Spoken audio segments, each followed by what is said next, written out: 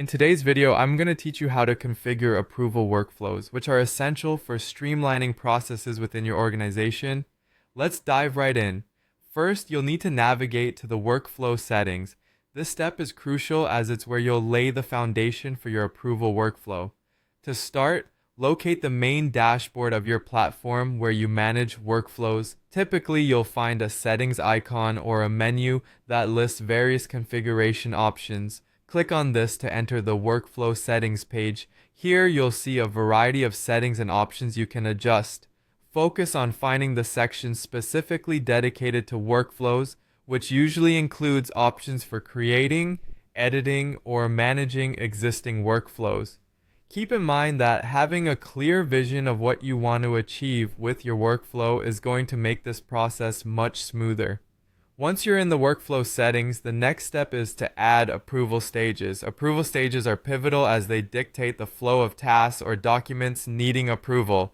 In your settings, look for an Add New Stage button or a similar option.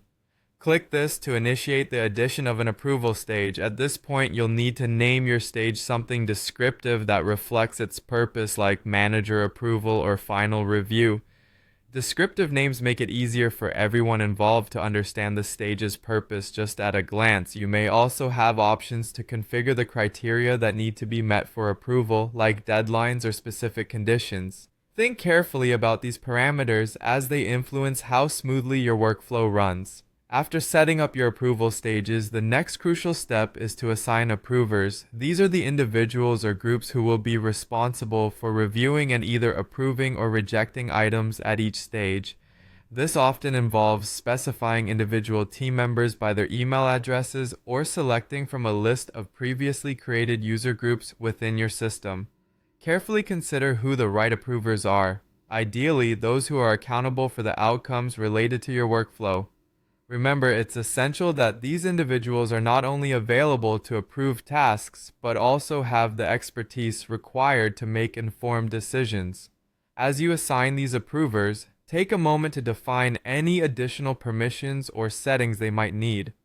Some systems allow approvers to delegate tasks if they're unavailable, or to add comments when rejecting a stage. Thinking through these options can enhance communication and ensure that your workflows are robust against potential issues like absences or miscommunication. By following these steps, you've now configured an approval workflow that can help make your processes more efficient and transparent. This workflow not only ensures that all tasks are properly reviewed, but also that they move smoothly through the necessary channels of approval. Thanks for watching, and I hope this guide helps you get your workflows up and running efficiently.